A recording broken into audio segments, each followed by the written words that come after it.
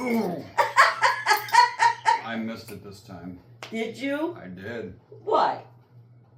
Because it's over here. Okay. Well, because I scooched down.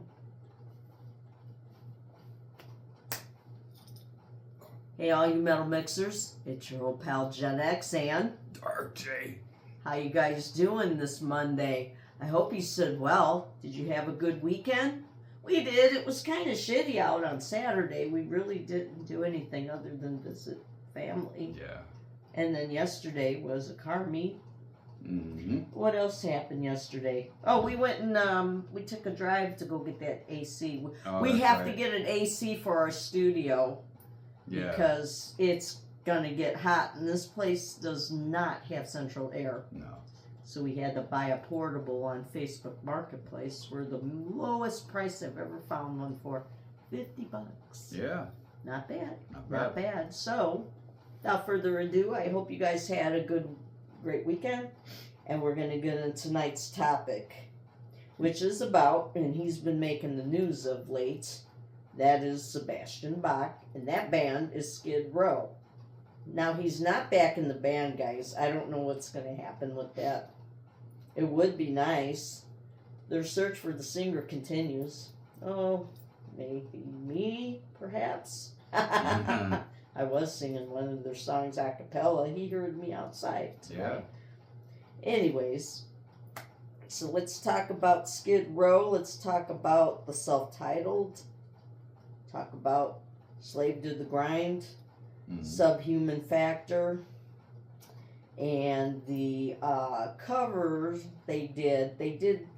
Each band member officially picked a cover song off that record, and it was like there was a Kiss song, which Boz picked. There was Little Wing by Jimi Hendrix.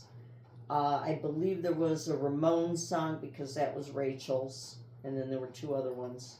I think might have been a Priest cover and another one, and I forgot what that was called, but I'll look it up and I'll drop it down, or we'll put it up there. What it's called. Yeah. I think it was something with it was an EP that was put out after Slave to the Grind, but before Subhuman Factor. I can't remember. Yeah, that was the lineup in that era of Boz, and then shortly after that, Boz left the band, and they got Johnny Solinger, which Johnny was in the band from, I would think, like 95, 96. Until about, I want to say a good about 10 years. Is at that time they had Phil Verone playing drums. But enough about all that. I'm just rambling. But what I'm trying to say is that self-titled came out, and what was your take on it? I'd like to know your thoughts. My thoughts on the self-titled Skid Row? Yeah, which songs did you like off the self-titled Skid Row record? I can't remember the name of the one. It's not one that they normally played all the time. Is it Big Guns? No, it was like a ballady type song that I can't remember. Not I Remember You, because that one was all over the radio and stuff. Was it a mid-tempo ballad? It might have been. I can't think of the name of it. Are you sure you're not talking about the one that was maybe on Slave to the Grind that you like? Because they had a couple more ballads. Yeah. The only one that was the ballady kind was 18 in Life. They had the video for that one. Yeah, they had a video for that. They had one for Youth Gone Wild, which was their very first video. Yeah. And that showed on MTV. That one didn't gain a lot of traction. I think which one really put Skid Row on the map was 18 in Life off of that record. Yeah. That's what I think catapulted them, and the fact that they had the Bon Jovi connection. Yeah. And that was discussed that John, because he discovered them, got a good portion of the record proceeds. Mm-hmm. Sometimes I guess maybe they use the artists that are already signed as scouts to look, and we're talking back then, that was a good 40 years ago almost, that they used them for scouts to go look for the next talent. Mm-hmm. I think that's what was in the contract. Because I've heard from several members over the years that they said that John got a portion of the proceeds in the royalties. So I don't know if that meant if he wrote some songs with them. I never saw Bon Jovi credit on the songs, but I could be wrong. But going back to the record, they blew up after 18 in Life. Do you remember what the next song was? The next song? No, the next video for that album. Do you remember? No. Was it I Remember You? Yeah, it was that. I got one right. That was originally a fast song. That was not supposed to be a ballad. Yeah. I did not know that. Yeah, Wow. there was a remake of that with Johnny Solinger singing it the way it was supposed to be heard. And that one is on YouTube. And I want to say it's called, I believe it goes under that title, but I think you have to put original. Something you have to do. Or maybe alternate. Or... It could be, yeah. It's actually more up-tempo, the way that it was written. So I actually enjoyed that song from Johnny. Off that record, if I had to pick a song, probably Big Guns. Sweet Little Sister's pretty good. You don't hear that one too much. No. What else is off that record? Boy, it's been a long time since I've been sat down and listened to it. There's only a few that come out to my mind, but it's such a great debut. That was around when Warrant came out with Dirty Rotten, and I remember just that year was like, I want to say 88 going into 89. That was a very exciting year because both bands were around the same time, and I loved them both. Yeah. But totally different looks, totally different sounds. And the next record came out right around 1990, and that was Slave to the Grind. And that album debuted at number 2 on the Billboard charts. Back then that was a big deal. That was a big deal. When these metal bands made the charts, because it wasn't very often that they did. That record went to number 2, and I think at the time it was the Black Album from Metallica. That was number 1. That was the only. In 91, It came out like 90, 91, right in that era. And when it came out, it was groundbreaking because it was so heavy. Yeah. Very heavy. They took a totally different direction. Definitely, in my experience with Skid Row, and I only really know the first 2. After that, I stopped listening to them. But Slave to the Grind was definitely their heaviest album. Yeah, I have to agree. Yeah. That whole era of Skid Row was probably at the peak of their popularity. Yeah. Monkey Business, you had Quicksand Jesus, you had In a Darkened Room, which is one of my favorites on that record. Quicksand Jesus is one of my favorites. The title track, Monkey Business, is alright. Now, there's 2 different versions of the CD. Okay. So, you get the CD at some stores back in the day that had Beggar's Day, that song, and then there's other CDs that have, in place of that song, Get the Fuck Out. Did you know that? I did not know that, and I'm thinking of which one I had. I don't know if it was a Coastal thing, but I'm thinking if I did, it might have been Beggar's Day. Yeah. Because I don't recall the Get the Fuck Out. Yeah. I don't remember that song. So that's why I'm saying YouTube is a big tool, because then you can listen to either song if you didn't have it. But I do recall, I think it was Beggar's Day. Yeah. And both of those songs are good. Beggar's Day is really good. Out of the 2? Yeah. Yeah. Well, I mean, they're both good tracks. What was the other ballad that was on Slave to the Grind. I like that title track too. That one's kind of overlooked a lot. Riot Act's on there, but that's Yeah, not the Riot ballad. Act is on there. That's a good track. can't think of the No, album. A Wasted Time. There was a That's it, video yep. for Wasted Time. There was a video for Quicksand Jesus. Mhm. There was a video for In a Darkened Room, which they didn't play that one that much. Right. They played Monkey Business, of course. And then Slave to the Grind. Slave to the Grind. And I think that was more of a live video. Was it? I believe so. I don't remember that one too much. Yeah. And then they had the famous bottle incident that happened right before Slave was being recorded, but it was during the self-titled, when the fan threw a bottle at Boz when he was performing. This was back probably in 90 maybe. Maybe late 89, 90, sometime around November, December. And I remember Boz jumping down and beating this fan's ass. And there was a lawsuit. They made it came out on VHS because I was at Suncoast Video at the mall.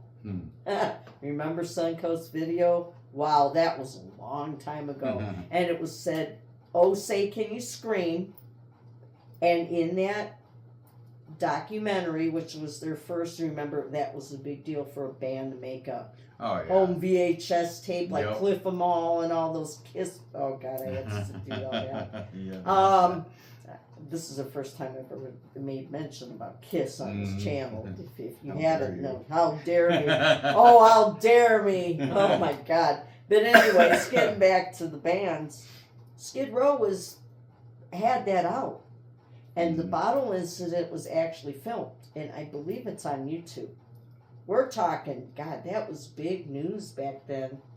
I want to say it was like 90, 91. It was Wow. somewhere in that time frame, but it was right before Slave came out. And I remember running to Suncoast and buying it for like, $20 or something. It was Right. some ridiculous amount, but hell, it was worth it because you would watch it over and over again. Mhm. That's how it was, or invite friends over, you'd watch it or whatever. Yeah. That was a big deal. Or you'd rent it if you were lucky to find it. I just said, hell with it, I'll just buy a copy. And that's what I did. Mhm. And I just remember that whole time frame, but that was a really good time in Skid Row's career. Yeah. Was that Slave to the Grind, because they were going out on tour with, I believe they were out with Aerosmith. Mhm. I want to say they toured with Guns N' Roses, which I think they had a Falling in the Outs. Oh. Did I say Aerosmith already? Yeah, I Yes. did. Guns N' Roses, and I think there was another band that they opened up for, but I don't remember who. And then I think they went out on their own. But I did not see Skid Row until probably 2000, which Okay. after Subhuman Race, and I'm sorry guys, the only song I know off that album is Subhuman Race. Did And you I own- want to say that was the last Boz record. Yeah. Did you own that one? I own that one, but I never listened to it because Okay. that was during the time, that had to have been 94, 95. That's when he was really on the outs with them. But that EP that came out with all the cover songs, that was probably the last of the best of Skid Row. And it wasn't even really that good. I don't even recall the Kiss song that was Boz's. And she's I can't even sing the song, guys, because it'd get copyright struck. But if you guys know the Kiss song that Boz is cover, drop it down in the Drop it down. comments. I can't sing it, and I can't. I know the song in my head and the lyrics, but I cannot recall what the song title is. Isn't that weird? Yeah. And she's okay. If you know what I'm saying, I'm talking about the song. Oh, right. I'm not gonna sing it. I can't do it because I don't want to get copyright struck again. Because they've been like that on Facebook. They've been copyright striking a lot of my reels because of the. Wow. Even if it's a tribute band, they've been. But Yeah. if you post the video on Facebook, they won't copyright strike you. Which is weird. But if it's a reel, they do because it makes more money. It's some bullshit. As a content creator, you figure this crap out as you go. And trust me, I've had just within the past 2 weeks for Halloween and for Night Train, they copyright struck me 4 or 5 times as a content creator. And I'm thinking, what the?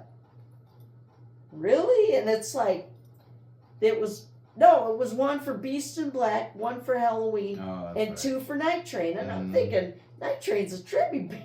right. Yeah. Wow.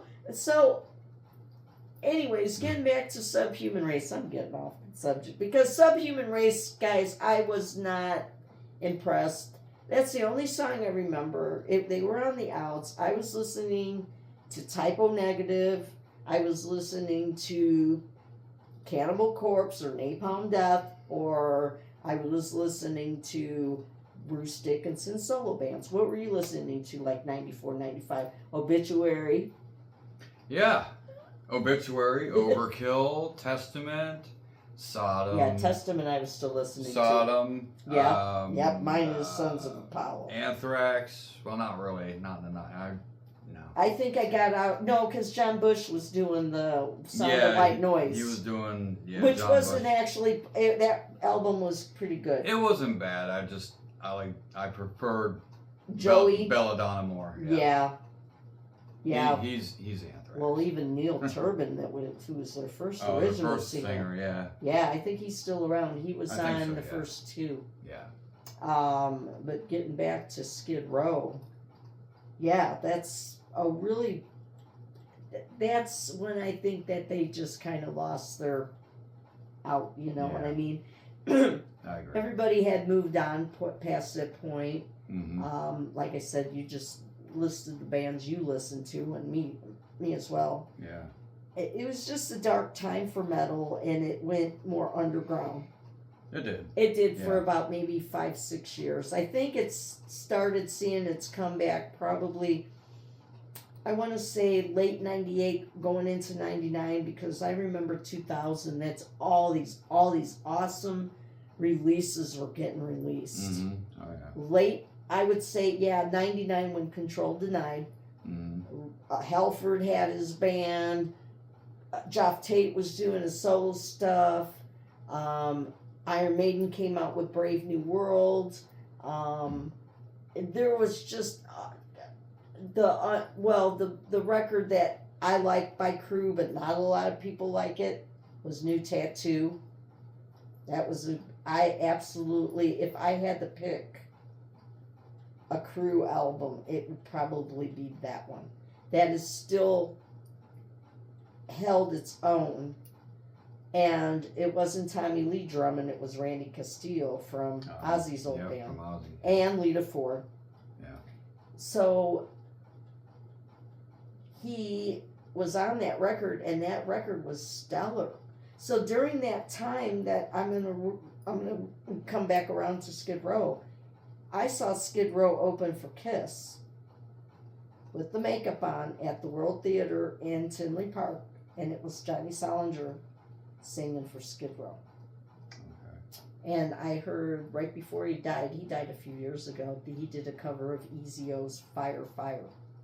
That's on YouTube too, and that is, he sounds very dark and gritty. He doesn't even sound like he usually does. He's a different singer altogether from that time after Skid Row got rid of Boz. But Subhuman Race was the last Boz record. Yeah. And I don't, like I said, I don't know shit on that record. Other than that song, I did not follow him, and you didn't either. No. You know, it was kind of, you lost interest in him, like I did. Yeah. I did. It happens with a lot of bands, I think, unless you're a real diehard fan. Yeah. Which I am of some of the bands you mentioned. You're more into Overkill than I, even though I love Overkill. Yeah. You like Sodom or Sodom. Yeah. And I did a video on them. Mm-hmm. But I didn't know a lot about them. Now I'm learning more about them. Yeah. You know. That's because you're with me.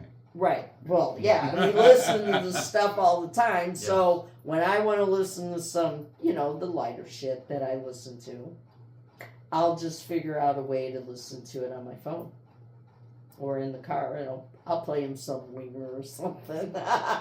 Danger, Danger, or Stevie Rochelle's American Hair Band. Mm. That's a great song. But I hate that term. Yeah. That's just true story. I just do. But I think we should wrap up this video. So if you happen to like this video, please give it a what? Thumbs up. Okay, what else? Why do I have to always tell you? Just say it. Because you're used to doing it. Push that notification Nation bell. bell. And share it with all your friends. Anybody who you think Anyone might like. like crazy content. Right. And what? And we love you. And we subscribe to our channel. And subscribe to our channel. How many times have you done this do you do it in your videos? No. Why? It's beneficial that you do as a content creator. Okay. No, I'm just being honest. I've watched many, believe it or not, I've watched a lot of content creators. I take a lot of different elements from their shows and implement into this one. Mhm. Just like when I say, hey, all you metal mixers, it's your old pal Gen X. That comes from one of my YouTube channels that I follow. Jordan the Lion. He's on YouTube. He's really good. He's really good at what he does. Been around for a very long time. So I'm giving props to Jordan the Lion. That's where it goes. My intro comes from him. There you go. See? Aren't you influenced by any channels? Need to watch more. I do. Anyways.